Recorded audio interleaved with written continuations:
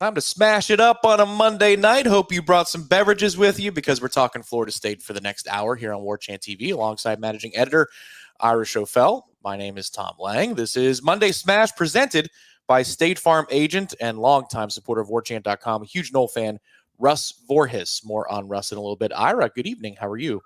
I'm good. How are you, Tom?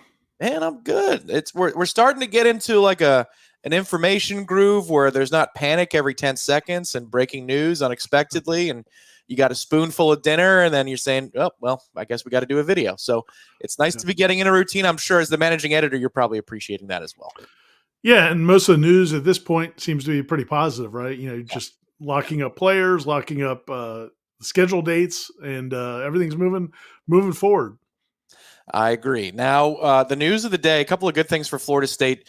One is a player that's retained, and we'll talk about that in a little bit and what that signals for the defensive depth. But first, Florida State's schedule is coming into view. If you are just tuning into Warchant TV for the first time in a few days, on Friday, the ACC announced that they're going to be leaking the schedule out incrementally over this week. Today's information was what happens in week one. Tomorrow, the ACC is going to be talking about Thursday night football and Friday night football games in the ACC. And then on Wednesday, there's going to be a full release of everybody's schedules, and that will start at 5 o'clock Eastern time. So for today's information, Ira, this is something that we knew. It had been leaked before, but that Florida State would be playing in week one. After the trip to Dublin, they would be playing Boston College, and they will be given a couple of extra days to do so. So let's pull that graphic up on the screen. Here's what we know. As of right now, tomorrow, there might be some more gaps filled in. But 6 of Florida State's 12 games are on the schedule, and we know the dates. It starts with the trip to Dublin on the 24th of August against Georgia Tech. And then, Ira, what we learned today is they're going to be hosting Boston College on Monday night of Labor Day weekend. Again, something we kind of know, but 3 games in the very early portion of the season and then 3 games in November are known. So that's what's going on. What say you about what you've seen so far? Yeah, and we had, I think Mike Norvell even kind of said it on the record accidentally. I think we knew off the record from several people that that game was going to be on that Monday night. It was I think it was kind of negotiated at the time that they did the Georgia Tech game in Dublin. The idea being, last year Notre Dame played Navy in Ireland, and then they played 7 days later at home, but against like an FCS school. Yeah. And I think Florida State, the way it was probably going to work out is they probably were going to need to play an ACC game. So by putting on that Monday night, it gives them a couple extra days cushion. So, theoretically, Florida State will play in Ireland on Saturday. I think Mike Norvell even said at that press conference back when the game was announced last year that they might actually take another day or so in Ireland to kind of enjoy the trip and then get back. So they probably won't have to really even start practicing that next week for the Monday game until middle of the week. So it works out really good. So again, we knew it was kind of coming, but now it's official. And again, it's one more piece. Now we know 6 of the 12 home dates for the season. And again, let's revisit that real quick, if you don't mind, Director Ben, taking a look at those games. If it's in all caps, it's at home. If it's not, it's on the road. Or, like Georgia Tech, it's in Dublin. So the games that we don't know right now, at Miami, at Duke, at SMU, so weird to say because that's not a part of the non-conference schedule. It's part of the conference schedule. And then home games with Clemson, North Carolina, and again, a weird one in Cal. Ira, there's a lot of weekends to spread this out over because there's extra bye weeks involved.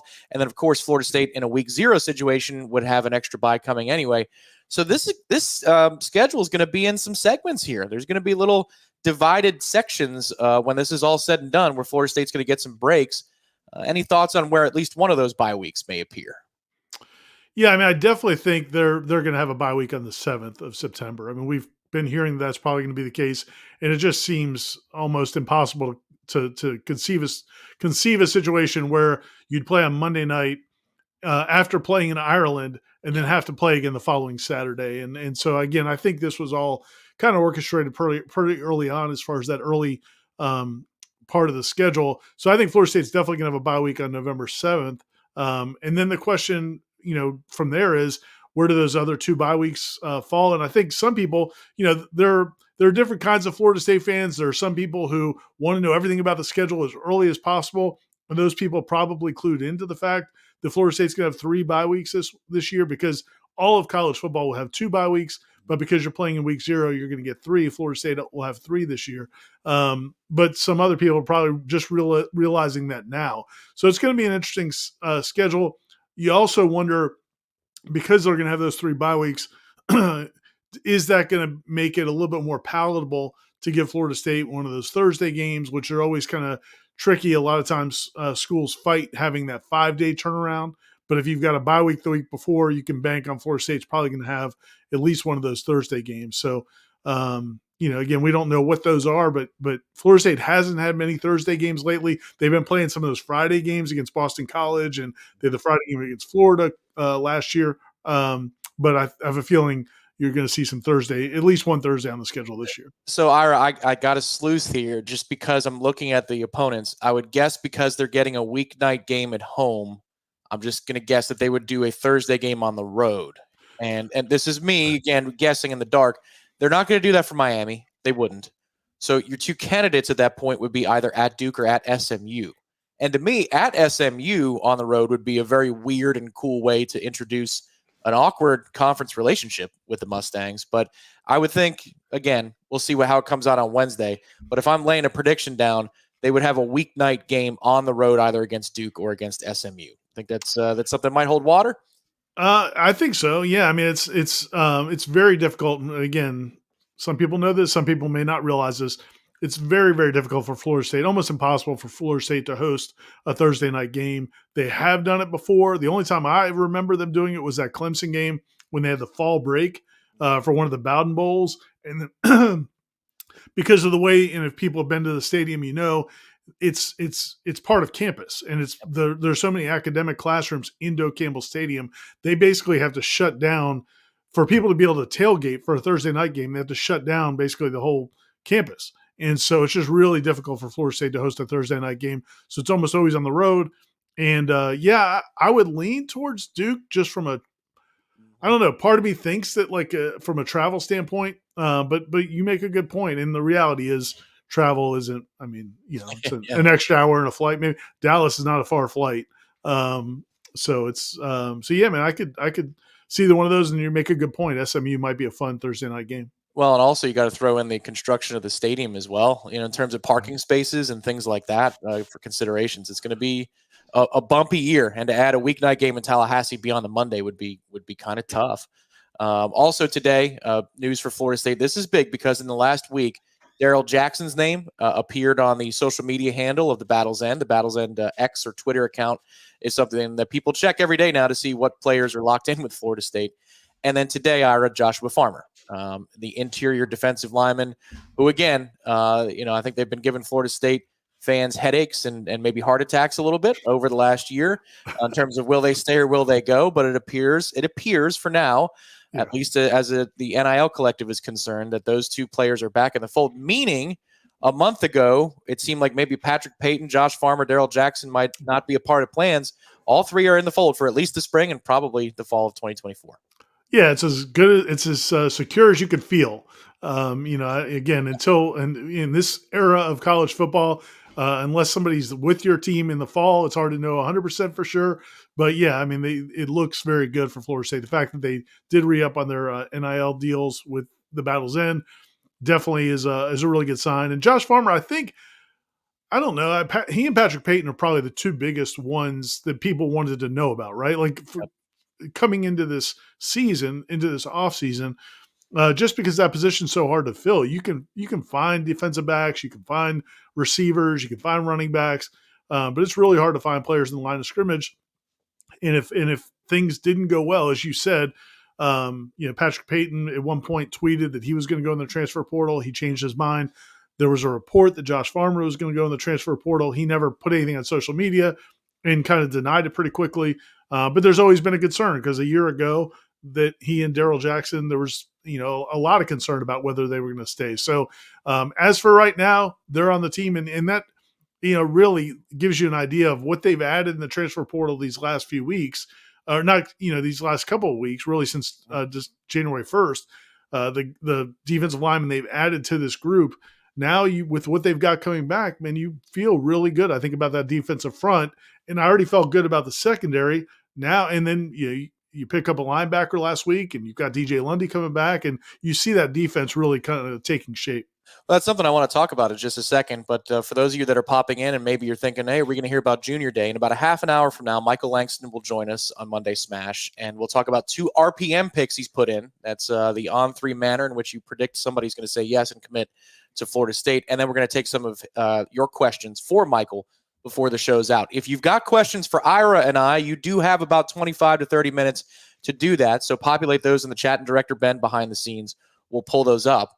But Ira, I want to get back to the defensive line first, because now I've been waiting for that, like this watershed moment where you're going to be getting Jackson and Farmer back.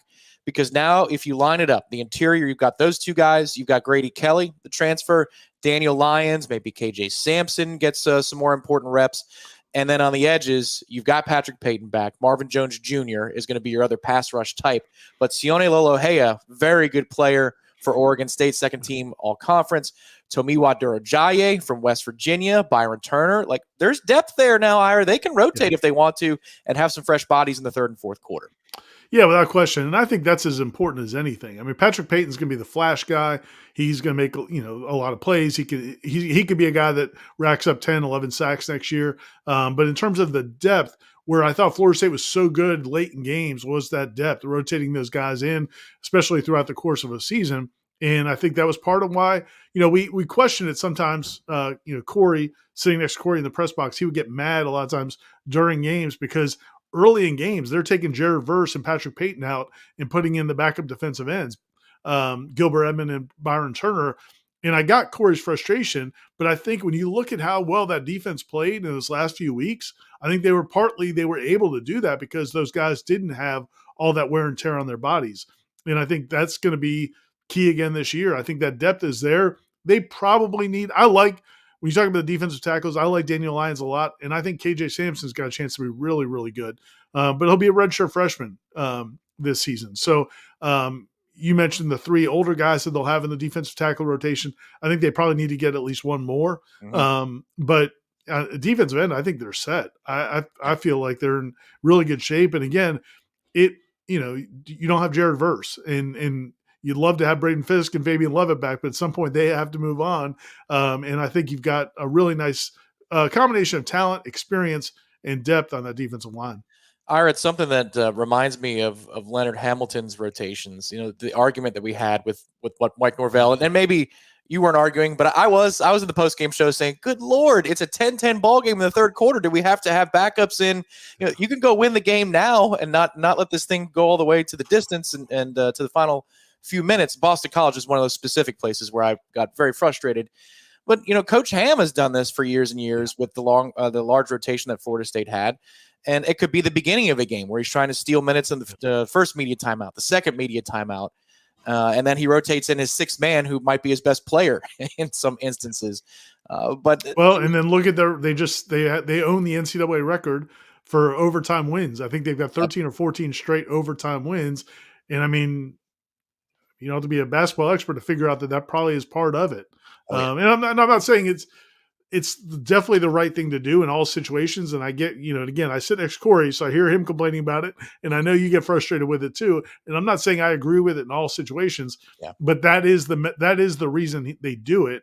And I think they're going to be in position to do it again this season. Well, that's where I have to say, I got to stand down, because what they look like the last 2 weeks of the season, and by that I mean the Florida game and the ACC championship game. I mean, they went to a different plane. Some of that was necessity because they knew that if they gave up north of 20, they're kind of probably in trouble to win the football game. But still, they looked as fresh. They were on the field, Ira, in the first half of the Florida game forever, and yet they were the ones that looked fresh down the stretch. So you can't argue with the methodology, and they do have the depth there now. I think they've got the depth at defensive back as well. I know that's something we haven't talked about a whole lot. Florida State's added a lot in this recruiting class, and then Earl Little's a name that we've discussed quite a bit. But they do have veteran holdovers. There's a good mix of defensive backs coming into spring. We'll see how it all shakes out. But they've got a good balance there of guys who have been in the program for several years, some redshirt freshmen who are really talented, some true freshmen who are talented, and then some transfers as well. That's going to be a fun mess in a good way, a good mess to sort through in spring.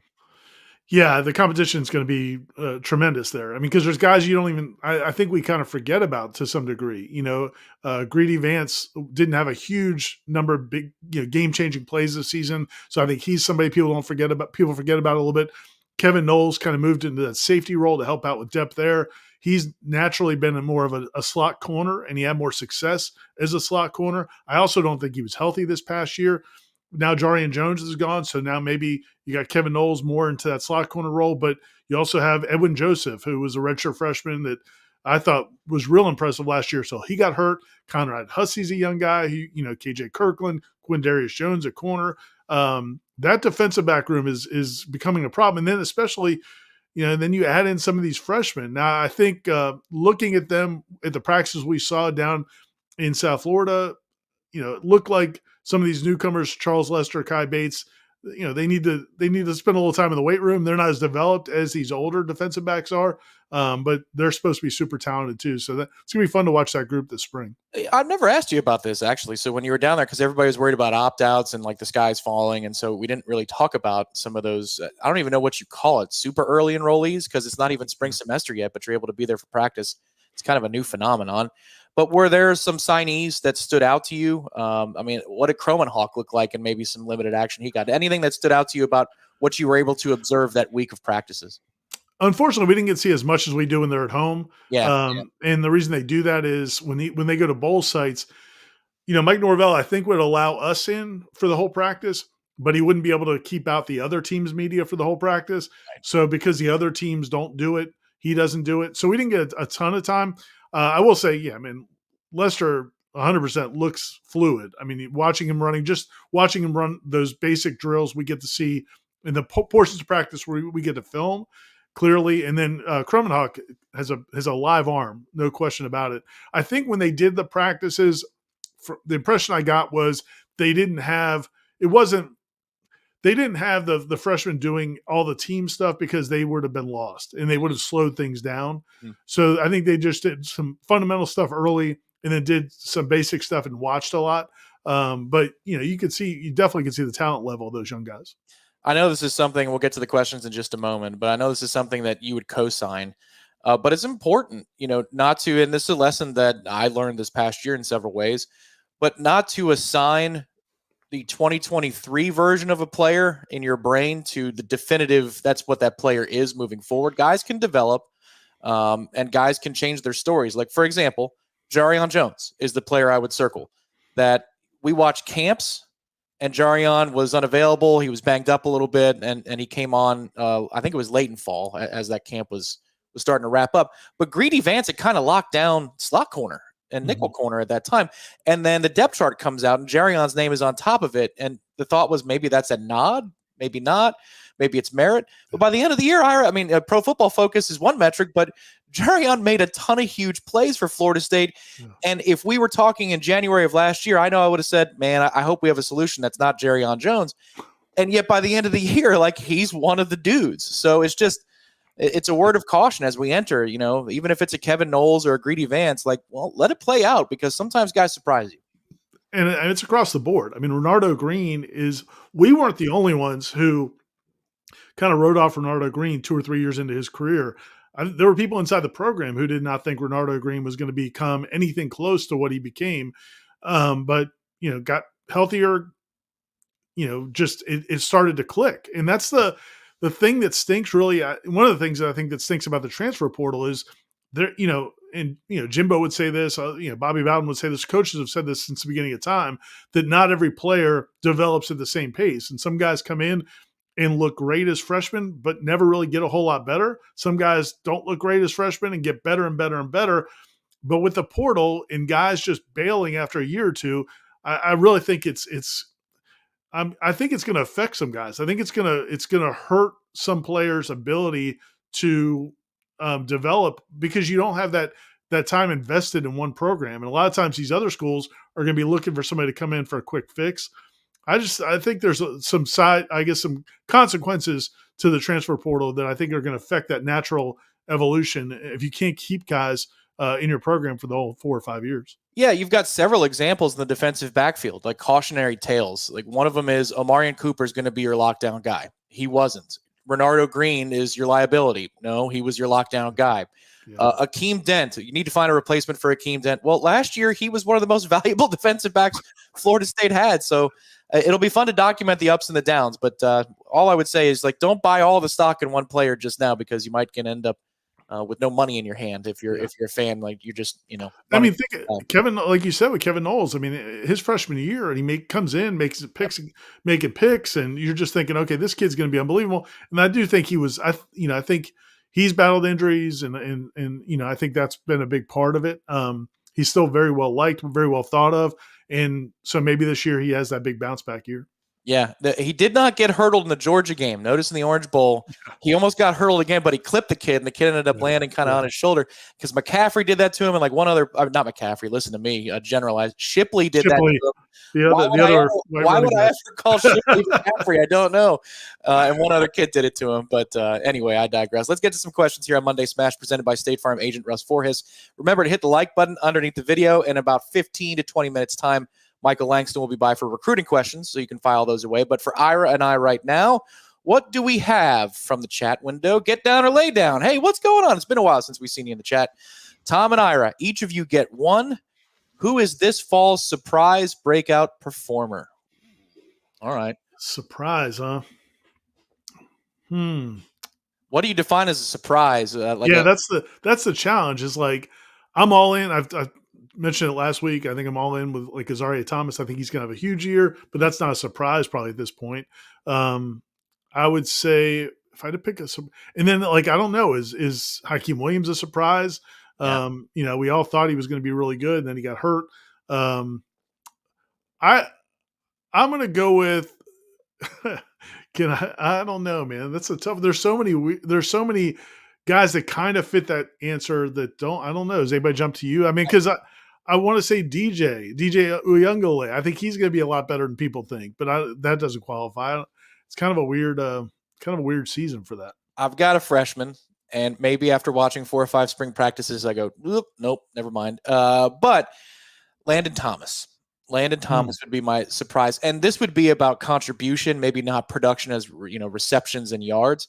But Ira, in terms of like a dude that you pluck away from high school that can do what your offense is asking to be done, he fits what they moving the tight ends around, lining up all over the field. He loves to block. Like, and if you're an H-back type but not an inline tight end, he can do a little bit of everything. But if you're in that H-back role, you don't necessarily have to be 21 and fully formed as an athlete to be able to pull off some of those assignments. So I think behind Kyle Morlock, maybe Landon Thomas could be a breakout performer.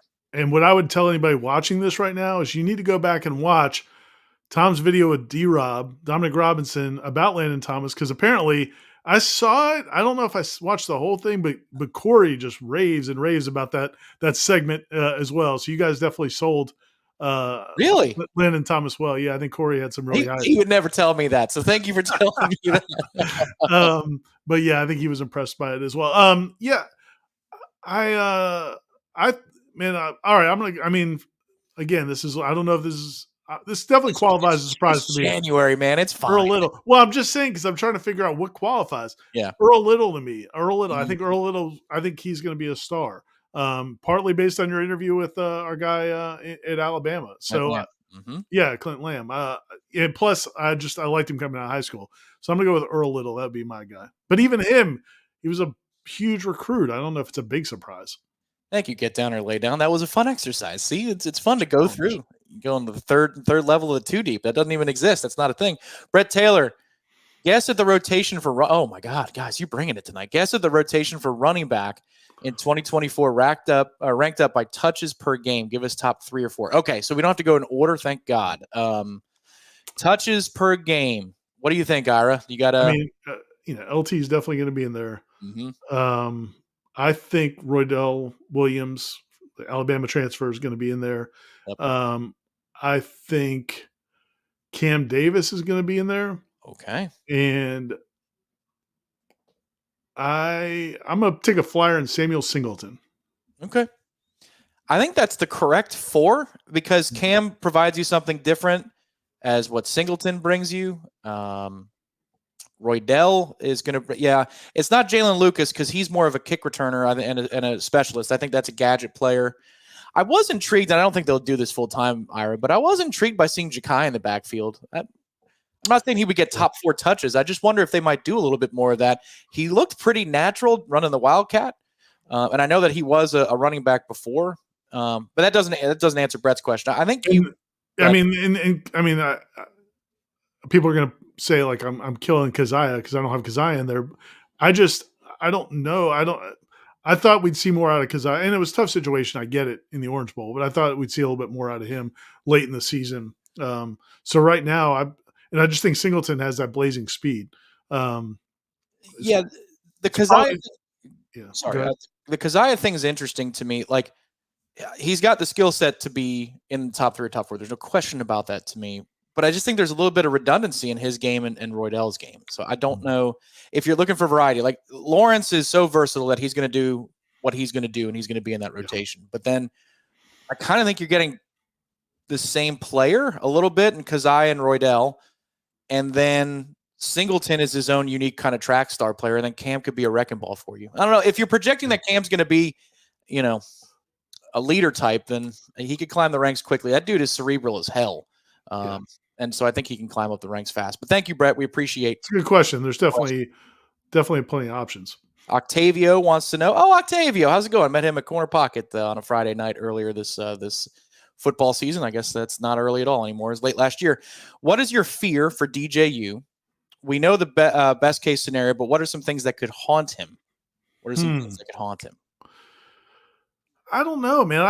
I've been focused more on, again, like I'm very positive about what he's going to bring to them. I think the thing that's he's not the most accurate passer in the world, and he's not been, I think he's got the ability to be feast or famine, where you're going to have some big plays and maybe not some sustained drives. The lack of accuracy, you just always worry, is that going to translate to turnovers? But I don't know, man. I think he's going to play well. I think he's, I just have high hopes. I'm not putting any of that negative juju on DJ. I think he's going to play well. What are your concerns, Tom? I mean, it would be wrong shoulder. It would be a missed open guy here or there. I mean, I think there are going to be moments where you go, oh, come on, that guy's open. But then there are going to be moments where he's going to flash arm talent. I mean, Ira, this was the hard thing about trying to break him down. I remember doing 2 years ago a feature for the Florida State Clemson game in Tallahassee. And he had played really well up to that game, but then he went on a long stretch to end his Clemson career where he didn't look good at all. So it devalued Florida State's performance in some places. But like, good DJU is really, really good. So it's just, it was very hard to quantify. I do think a strength, Octavio, is that the variety of offenses that DJ knows and what he learned last year at Oregon State will make the transition so much faster. It's just, there are going to be times where I think he's going to run cold. He might be a little streaky, but the good thing is, historically, Ira, he doesn't turn it over when he's streaky. So There's that as well. Danzy's faster than Singleton. Yeah, looked up the track times. However, Sam is a little bit more developed. To get down or lay down, that would be the running back part of it, but he is pretty quick. Sam Reinhold, is Ireland a good litmus test, or do we need to withhold judgment until Boston College? An interesting question. Ira, do you have any thoughts on either what Georgia Tech did this year, or I'm assuming Castellanos is running it back for Boston College next year? Yeah, he is. Castellanos is. Georgia Tech's, it seems, they've been somewhat active in the transfer portal, and they showed some life as last season went on. I don't think that's going to be a complete cakewalk of a game, but I don't know how. BC's tricky too. The BC's had some interesting portal acquisitions. Like some guys at Florida State from, Trayshawn Ward is now at Boston College. They also picked up another running back. Castellanos is, I don't know how many people watch BC as the year went on. There were times where Castellanos looked like the guy against Florida State, and then there were times where he was awful. And it was very hot or cold. So it's kind of like you don't know what you're going to get from him in any given week. I don't know that either of those games. Could Florida State lose one of those games? Yeah, they could. That would be really disappointing. I think Florida State's going to be much more talented than both those teams. But they're not going to, but because they're early in the year and you are breaking in a new quarterback and some other new players on defense, I guess they could definitely be challenges, but I don't know if either one of them. I don't think you're going to win those games and think, okay, smooth sailing from here. Yeah, it's just week one or game one, I should say, probably more appropriately this year. Game one's always weird as it is. Now throw it in Ireland. Ireland. Yeah. Man, that's going to be hard to derive any hard takeaways. And then even coming back, jet lag is going to set you off your body clock for the week. Then you play on a Monday. Man, you might not know until after Memphis, exactly what you have on your hands. Spartan Noel, what's up, Ralph? Hope you're doing very well out there in Hawaii. Do you think the experience our youngsters got in the bowl game will ultimately be a positive for future play? I can't see how it wouldn't be. You don't think it's a blowout? I mean, I don't know. I can't even imagine what that film was like. I mean, because there was just chaos. I mean, it seemed like, I don't think a bunch of the guys that were out there knew what they were doing. I just think, and all wheels came off. Back to the point about Daryl Jackson, we were talking about Daryl Jackson and Josh Farmer. There were a few comments today on our message boards basically saying, well, I saw Daryl Jackson in the Orange Bowl and I wasn't impressed. And it's like, man, I don't think you can take much of anything away from that game. I guess the biggest takeaway I would have for the young guys is Justin Cryer. The way he played, how hard he played, and I saw him outside the locker room after the game, and how mad he was about that game. Like, I learned something about that guy, and I think KJ Sampson got a chance to play. Some of the young guys did. I don't want to dismiss it completely, but I just think it was such a chaotic situation that I don't know how much they're going to take from it. From like, okay, I've been in these situations, and these are things I can carry over, because it was just. Well, it's nonsense. It won't be anything you draw back on for morale purposes. But remember that time we were in the Orange Bowl and we rallied? There was no rally. We were down 50. But if you're looking for the standard of what it needs to be, and you see what the best do, they might embarrass you in a situation like that. But you're like, okay, that's what it looks like. That's how quick I need to be. Brock Glenn for processing information. This is how quick I have to be. I thought Destin Hill, there's like in pockets, I think. I don't know that it's a swath of, say, true freshmen that are going to walk away from that game and gain a lot. But I think there are certain players, Ira, that you could point to and say they're better for it. Nobody's better for having watched it, but they're better for having played it. Yeah, that's fair. I guess it's just, to me, it's hard to evaluate. Let me put it that way. Because like Hakeem Williams did not look good, but it was also his first game back after missing more than a month or whatever. He was injured. Plus, again, he's thrust into this ridiculous situation. So I just think from that standpoint, another basketball comparison. Like when Bob Miller came in midway through last season in basketball as a freshman, misses 16 games, comes into a team that's in disarray and terrible, and he doesn't look good. I didn't feel like you could judge him based on that. Well, now you're seeing he's a good player. He's turned into a really nice player. He's blocking shots, grabbing rebounds. He's had basically been on the cusp of several double doubles. And so from that reason, I don't know how much good came out of that situation. I don't know how much we could evaluate him, but yeah, I agree with you that those guys who got out there and got game reps, it should help them. We'll have a couple more questions with Ira after we thank our sponsor here. And this is not with the old 15-second, Director Ben. We'll use that for the transition. But just Ira talking about our guy, Russ Voorhis, who's been a longtime supporter of what we do. And if you're just tuning in again for the first time on Monday Smash, Russ Voorhis has offices, as you can see at the bottom of the screen there, Jacksonville Beach and Orange Park. But if you live anywhere in the state of Georgia or Alabama or Florida, he can help you and he can guide you with whatever you need in terms of insurance questions. He'll meet with you. He'll talk Noles with you. He'll talk insurance with you. He's as knowledgeable as they come, Ira. Yeah, and all kinds of insurance. And as you said, he's been in the business for a long time, has got multiple offices, has a staff that's very helpful and can answer your questions as well. And there's phone numbers. If you watch on YouTube, you can see the phone numbers. But if you're not, go to russvorhis.com, russvorhis.com. And there's information on the site. You can actually request a quote or have them call you back with more information. And we recommend Russ highly. A couple more questions for Ira. Hello, Michael. We'll see you in just 1 minute. 1 minute. That's the old green room function. Stand by. And what do we have here, Director Ben? Let's go with two more. Two more questions. Did we lose Director? There he is. Lee, who do you think will make the biggest offseason physical transformation under Coach Storms. Okay.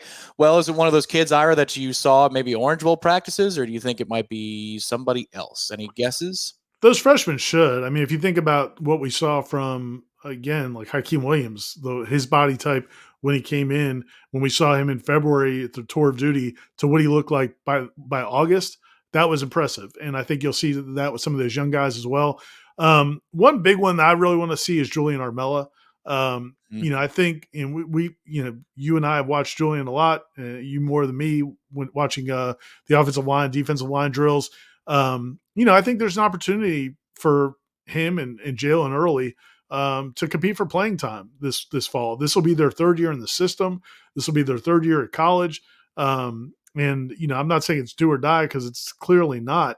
But I think this is. I want to see Julian Armella become. He transformed his body in high school from kind of a heavy kid to much lighter and much leaner, and then he's been in the process of getting back to bigger and stronger. And I think, he's got a good frame. I want to see him look like a guy who can move people out of the way by this fall. So that's one I would focus on. It's a great one to focus on because it's such an interesting storyline. Whispers, and I will use that term loosely, like whispers around the program saying, what's going on here? What gives? Is he happy? Is everything copacetic? What's going on with Julian Armella? Because he was the most highly touted, the offensive lineman that came in a couple classes ago. Well, by the end of the season, Ira, I don't know if those concerns are well-founded or not, but he's the one that's chasing Mike Norvell with the cooler in the ACC championship game. He's the guy that's front and center. If you see all of those recap videos that they do, like intently listening to every syllable that he's got to say. On the practice fields, the good is really, really good. It's just that there's a lot of bad that they can't trust him. So this is the spring. If they get to work, the tour duty goes well, the training goes well. If he can get that bad, that really low valley out of his game and stick with the peaks and some consistency, he could compete for a top 8 this year. And I think strength would go a long way with that confidence, Ira. And the consistency is the whole thing. I mean, and when people hear that, you wonder, okay, like because I think a lot, none of us, I certainly didn't play football at a high level. And a lot of people watching this didn't. And so you don't understand, like, okay, what does that mean? If you can do this technique, or you know how to run this drill, why can't you just do it every time? Well, it's difficult. I mean, if it was easy, everybody would do it. And the great players can do it time and time and time and time again and execute it at a high level. And Julian is a guy who the way you explained it is exactly how I explain it to people when they ask me is you'll watch a couple reps and you're like, okay, that's it. And then you'll watch another rep and like, man, he lost his balance, took a bad step, whatever it is, and he got run over. And so, but man, again, this is not it's not abnormal. It is more normal for a guy to take a couple years on the offensive line to get there. But I agree with you. I think if you're bigger and stronger, now that helps with the confidence. The other thing is, and we'll get our final one here in a second, but he's got the agility. He's got the athleticism to play in the scheme. He's built for it. He's got good, quick feet, and he's mean. He'll be one of the enforcer types. And he's not afraid to get back up and go back in there. Like one of the most impressive thing I've ever seen from him is that Jared Verse could drive him into next week, and man, he just would hustle back up and get right back in the line. I mean, he's never, some guys, pout a little bit or get down on themselves. I've never seen that from him. Yeah, he had the respect of Jared Verse because they would acknowledge each other and treat each other positively, where sometimes they're scrums. They liked each other.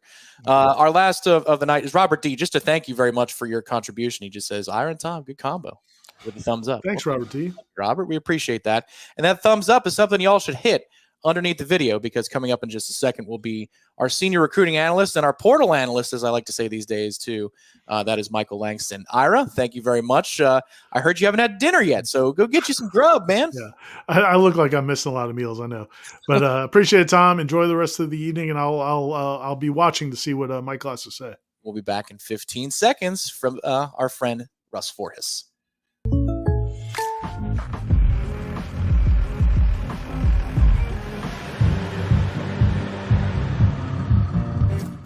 Contact Russ Voris for an auto quote today. Well, howdy, partner. How you doing, Michael Langston? I feel like I popped on here early. I was like, why are they popping me on? Like, I think something happened with my mic, and I don't know, something hit a button or something, but I'm here. So But you know what? That's the proper way to tease an entrance is just to you say, know, I'm here. I'm physically here. Hey, how's it going, punctual. everybody? I always like to be on time, so I think punctuality is a big deal. It's a skill, my man. Availability is the most important skill, right? So he's Michael Langston, senior recruiting analyst, senior portal analyst here for warchant.com. We're going to get to your questions from Michael's round out the show in just a bit. A junior day wrap discussion also in between. But before we get to those items related to junior day, Michael, you put together a couple of RPMs I saw on the boards. That's the old Yeah. prediction, recruiting prediction machine for On3. Would you mind telling us about maybe first the linebacker that you entered an RPM for? Yeah, I don't enter a lot of them. So for linebackers, so it was definitely a positive one. Tavian Wallace, he's out of Georgia. A guy they really liked a lot. For a while. They've been recruiting this kid pretty consistently. He's been to FSU like 3 or 4 times now. Guy that just fits everything they want as far as playing all three of the linebacker positions, and I think he's a guy every time. I mean, the last 2 times he's visited, he's told me that same thing where FSU's number one, and he's been very emphatic about it. And the body language kind of fits, kind of what you hear in the leader stuff, and then the intel behind it after I had interviewed him, really felt good. And everything I've heard behind the scenes is that FSU is the team. He really likes Randy a lot. He really likes Norvell a lot. They treat him, they covet him. He understands what um, type of things that FSU is going to do, utilizing him in the defense. Even said some interesting things on the weekend where they discussed that more in depth of scheme wise, stuff they did packages wise. So I think they've only strengthened their chances.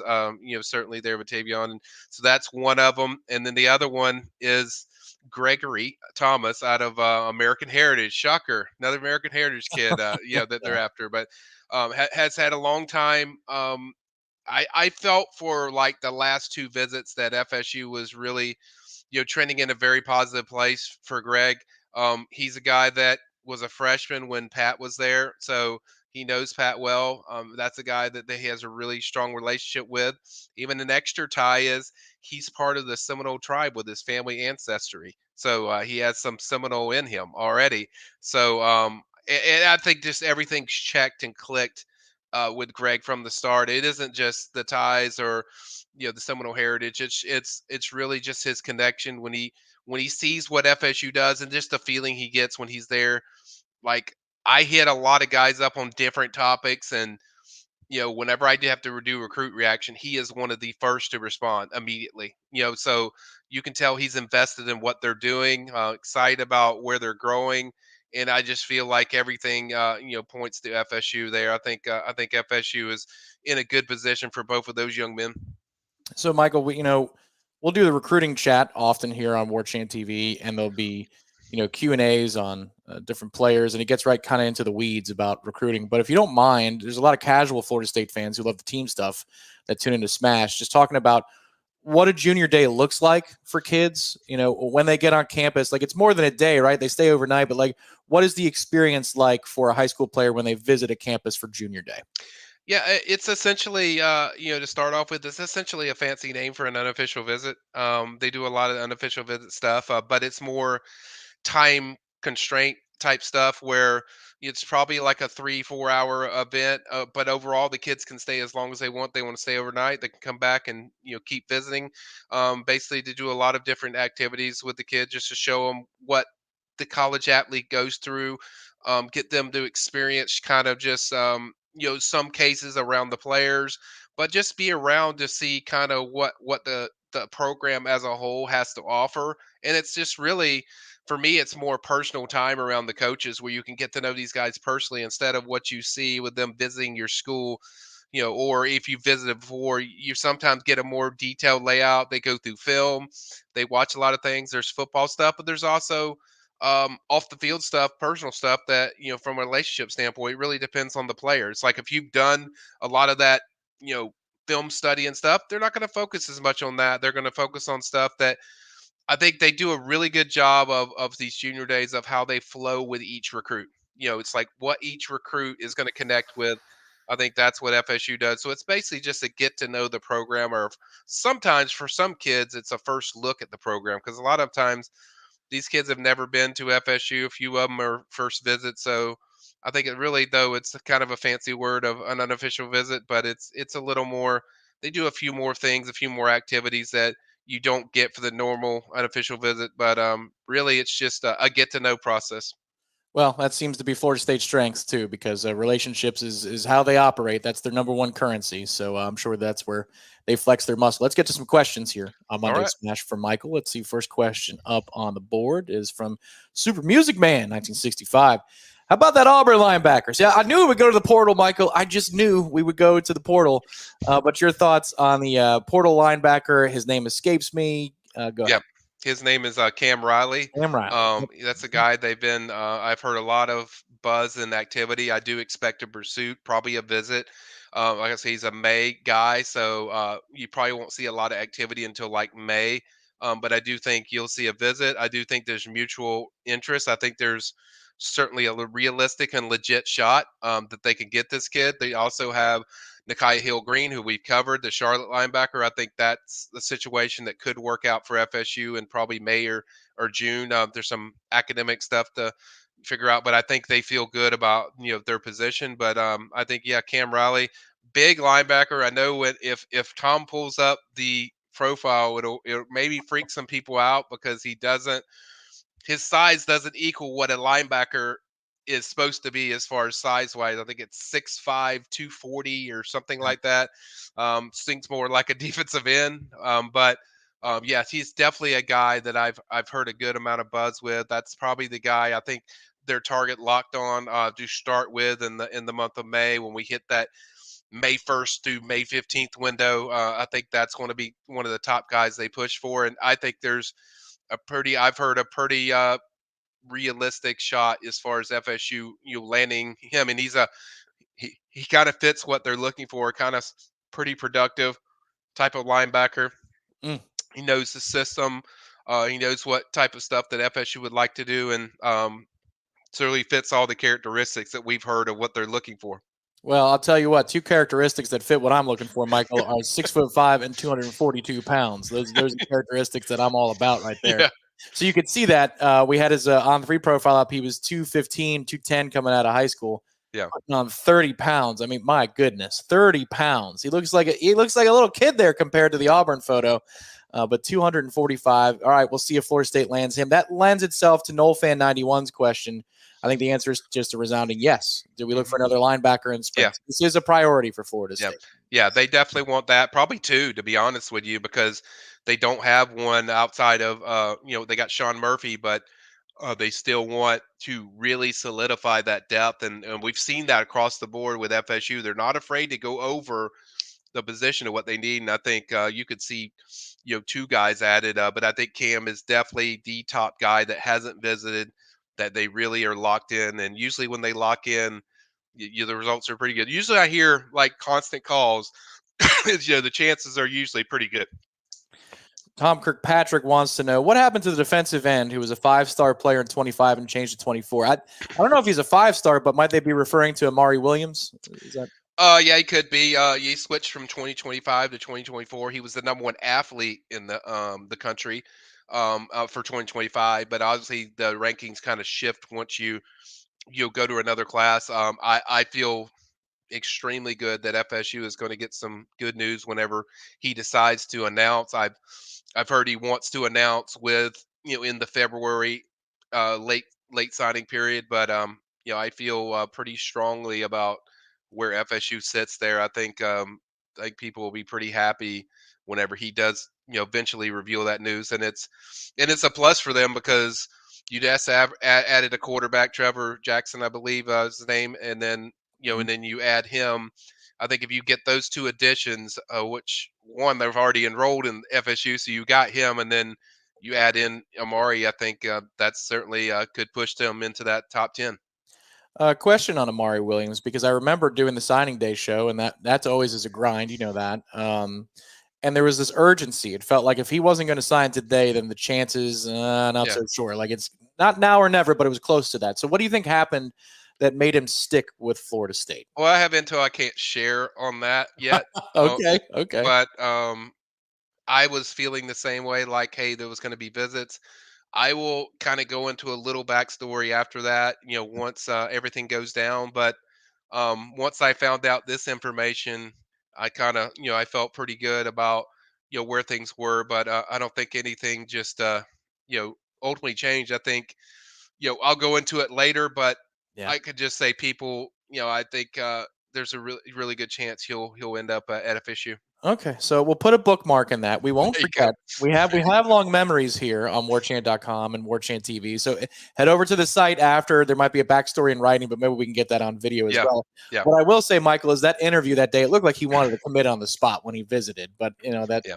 you always got to take your time and process information. William wants to know, do y'all think we get it? Okay, so I'm going to cross linebacker off the list, William. Okay. Do y'all think we get a defensive tackle, linebacker, and experienced wide receiver after spring? We've addressed the middle one. So what do you think about D tackle and wide receiver, Michael? Yeah, I think Williams on the right track. I mean, I think that's kind of things they'll look for because there's going to be attrition to FSU. Adding and leaving more than likely. After the spring. Like you had it on where you're talking about Julian Armel and all these guys. I mean, there's going to be guys that have decisions to make after that spring. So I think defensive tackle, linebacker, and wide receiver is kind of where I've got circled. I think the difference with this wide receiver, what they got in the with Jalen Browns and the Malik Benson is, I think you're going to want somebody with numbers, productivity. That's going to be a big deal with whoever you get. And I think preference would be a bigger body receiver that can do a lot of different things that you can use inside and outside. I think that's kind of what they're looking for. But I think William is definitely on the right track. That's kind of what I have circled. Now there might be a few more that they do best available. We've seen that FSU is not afraid to overload positions, so there might be positions that they add on to that we don't have on there, like offensive tackle. I know they would like one. Seems like they're still recruiting interior guys. I think Jacob Rizzi is the guy that visited over the weekend from Harvard. He visited over the weekend. It's kind of a sneak-in visit, and I'm looking to get up with him. But yeah, so there's still some best available in there, but I think for the most part, William has it as far as the main places, DT, LB, and another wide receiver. Well, maybe there could be a best available, Michael. I mean, like, look, I'm not even hinting at tampering or anything. It's just that if Michigan loses its head coach, chances are there's going to be some really good football players that might be looking elsewhere. So it's almost like this never ends. I mean, well, it does never end. Coaches know that, and we know that in the industry. But I mean, Michigan, or maybe if somebody replaces Harbaugh at Michigan from another Power 5 institution, like, you've got to reassess every time one of these windows open, right? You do, and I mean, you got to reassess your roster, and you always got to look of what your roster is going to look like after May. After you go through spring. It's very encouraging. All the stuff we've heard with the battles in, where they mention, this guy's coming back, this guy's coming back, relationships, and these guys are supposed to pop back. I think it's always a good thing. What you're getting as far as the return and the retention, but overall, you got to keep working on your roster until this is what you have. Until after that May 15th, until you have what you're going to have going into the season. So, yeah, it's a almost a full year. It feels like thing.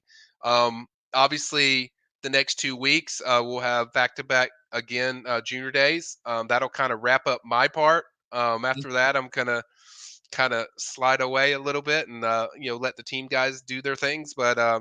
But yeah, you got to get that roster right, and it's never over until both of those windows are done, and you're always evaluating the roster. I mean, that's what FSU is really excelled at, compared to a lot of schools where they think they can squeeze somebody in. And I think once FSU has an eye on somebody in the portal, and they feel like go time, they go. Mhm. They don't hesitate. They don't. Well, we could get somebody else that could be better. It's like if they fit what they're doing, FSU doesn't hesitate. The last portal question, and then we'll get a couple of recruiting things, and then Okay. we'll wrap it for the night. Jalen says, "What's more likely? What's more likely?" Now we know what they're shopping for: proven wide receiver or another offensive lineman. What do you think that they would be more likely to do if you had to pick one of the two? I'd say offensive tackle because I think if you offered me a really solid left tackle, I think I would take that over another receiver. I Right. think you feel good about the few guys that you have coming in and then what you're returning. I think that's more likely. It doesn't mean that they won't get both. Why not both, Jalen? Why not both, man? But I Yeah. think it's more likely that you see a left tackle in there because left tackle would really, I think, solidify kind of what they have in the room. Boy, Michael, you keep on saying left tackle. I hope there's a reason for that. That would be very nice. We'll move forward. Garrett wants to know: will we get a we on French? Will we get a yes on Jamie French? What do you think? Well, I'm glad you told me that because I'm not down with my French all the way, but that's good. I would say if I was putting a pick right now, Garrett, that's who I would go with. I would pick FSU. Matt already jumped in. He's like, I'm going jumping full in the swimming pool. Matt's like, hey, I'm picking him. I'm not quite there yet, but I do think if he was deciding today, and if to say this was signing day, I think FSU would be the pick. But I think they're in the best spot. I think they're sitting good. I think they've done everything you need to do throughout this process. And I think too, I think it was a big deal that they were the first to get him on campus. Once getting done with that, decommitting from Alabama. I think that was a big deal of he could have went to a lot of places. I mean, I think the Florida guys even thought he was going to come over there. Went to Florida State, and though I think overall, I think they're checking all the boxes, and certainly with their offense, their productivity on the field is very enticing to him. The feeling he gets around the school is very enticing. So I say, yeah, I mean it looks pretty good, Garrett. Go with we for now. Thank you very much, Yep. Garrett, for the question. Last recruiting question before we wrap up for tonight. Thoughts on Zayden Walker? Oh, wait, we snuck one in. Sorry. In the 2025 class, is there a certain group that's most important? Most important? Is that linebacker, Michael? Could it be anything else? I don't think it could be anything else for me. It's got to be linebacker because you need some. I mean, I like the Omar Grahams. I certainly like Blake Nicholson a lot. I like some of the talent that you have in there, but you need a lot more blue chippers in that linebacker room, and so that has to be the position that is the focus, I think, with 2025. Now, the good news is they already have one 4-star in Ethan Pritchard out of Seminole, the Sanford Seminole, and then another one I already covered, Wallace. If he jumps in, that's two. So you're on the pace of what you want. So overall, I think they're checking off what they need to do. But yeah, that will be the top position for me, linebacker. All right, so we'll cap it with this linebacker, Zayden Walker. This would be a big fish. My Yes, goodness. What do you yes, think? yes. I think I think Randy would get a lot of beers bought for him if he could pull off Zayden Walker, the number one linebacker in the country. I've said this before. Going into this visit, I felt pretty strongly it was Georgia. And then after the visit, I checked with the people that are around, Walker, and then people that would know him and just would know what's going on. And they were like, yeah, he likes Georgia a lot, but this is a lot closer than you guys think. Like, I mean, there's a closeness to FSU that really resonates with him. That I think FSU is very much a player, very close. I mean, they mentioned it to me like going to visit, high percentage for Georgia, and then going, once he visited FSU and they really knocked it out of the park. They mentioned it more like in the 55, 45, pretty close. So I think FSU's done what they need to do as far as checking off. I think, like French, he wants to see, just consistency of what the program looks like. Because I think people are like, you do one year and you do another year, and people are like, okay, where's the 5 stars? It's like a lot of times recruits want to see a between 2 to 4 year pattern of consistency of what you do, and this is going to eat into that third year. If you have 3 straight good years, I think it certainly will make big waves for guys like Zayden Walker. But I think he really resonated with the culture that is at FSU, but also the winning. He loves what the winning product that he sees on the field. Um, and I think that really attracts to him. And then too, I don't think he's a guy that's kind of like, oh, you got to stay home because it's you're in a certain state. I think he's going to go where if this is the place that feels the best as far as comfort or fit. I think that's what Satan's going to do. It's not going to be just about every top tier team. So coming up on warchant.com, Michael has all of the reports. I mean, you got RPMs. You learned about those in the channel today. But there are reports coming from this past junior day. And then, Michael, the future of junior day for Florida State, it's next weekend and another one or just Yeah, one more? Two yeah, more? January. I'd say January. Yeah, January 27th, and then you have another one on February 3rd. That's when the weekends start for those, and then and then that'll kind of wrap it up. And I think there's a dead period, so I get a little break and go from there. But I think that's kind of the last 2 weekends of it's kind of just to get as many kids on there that you're serious about to get them on campus. I would say the February 3rd weekend's probably the bigger one compared to the two, because that's the last one, the last impression that you have, going into the kind of the quiet or dead period or whatever it is, and then you kind of just get cranked up for this upcoming season. And I feel pretty good about just the wording and the stuff that I'm hearing behind the scenes of how high school coaches view FSU and just where they sit with a lot of these guys. I think it might be arguably could be one of the best offensive lines of classes I think they've signed in history of FSU if they get the guys that I think they're going to get. And then I think overall, if you can knock out the weakness of that linebacker spot, say you get a Wallace, and say you get you obviously keep Pritchard, and then you add one more. Obviously, the golden unicorn would be Zayden, but you could just really establish that position. I think it would go a long way to making this class potentially in that top 5 range. We'll be getting the blow by blow over the next few weeks for junior day, but then it gets into, all right, what can you do in the spring? Get him on campus maybe for the spring game and then into the summer. It's going to be a really jam-packed year for the 2025 cycle. So head over to warchant.com, sign up at warchant.com for all 2025 recruiting information, also portal information from our own Michael Langston. All right, Michael. So I guess that means we're going to be talking quite a bit over the next week and a half, and then you're going to go say sayonara for a little bit. Is that correct?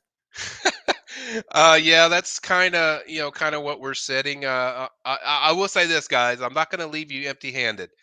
I worked for 4 days on this hot board for 2025. It covers every single major target for every position.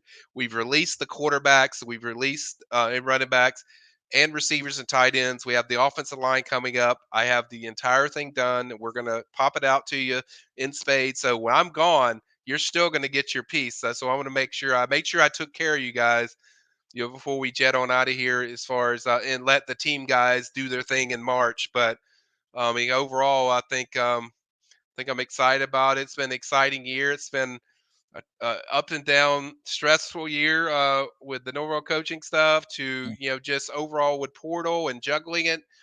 I think overall, I think FSU has really responded strongly after what was probably one of the most devastating days of FSU football of the snub that happened to them. That was a lot to deal with, and I think it even took them probably around a week to kind of just gather themselves and just kind of, okay, let's get back on the pace and do what we do. But really, they've responded strongly. 2 Wednesdays ago was the Saban retirement, and then 48 hours, well, a little less than, of hell. Yeah. That feels like it was a year ago, Michael. It really does. Telling you. But there's more information to come, more good news, it sounds like, to come for Florida State. Head to warchant.com, sign up today if you haven't. If you're just hanging out on the channel, hit the thumbs up underneath if you like this. Tell your Florida State brethren to come to Warchant TV for the best information. He's Michael Langston. Our thanks to Ira Schoffel today for his expertise on the team side of the operation. We've got shows coming for you this week, everybody. On Wednesday night, there's going to be a schedule reaction show. Schedule reaction shows. Florida State knows all of its games in 2024. The weekends that you can go to a wedding. If somebody is crazy enough to have a fall wedding, you'll get a reprieve a couple of weekends. And then the weekends that you're going to have to respectfully decline those weddings. We'll know that on Wednesday, Thursday show as well. Time to be determined. Coverage galore on Warchant TV. We'll see you tomorrow afternoon at 1 p.m. for Seminole Headlines. Jeff, Corey, and Ira convene for Seminole Headlines. For myself, Michael, Ira, Director Ben behind the scenes. Thank you to State Farm agent Russ Voorhis and Robert for their contributions tonight. We will talk to you next time on Warchant.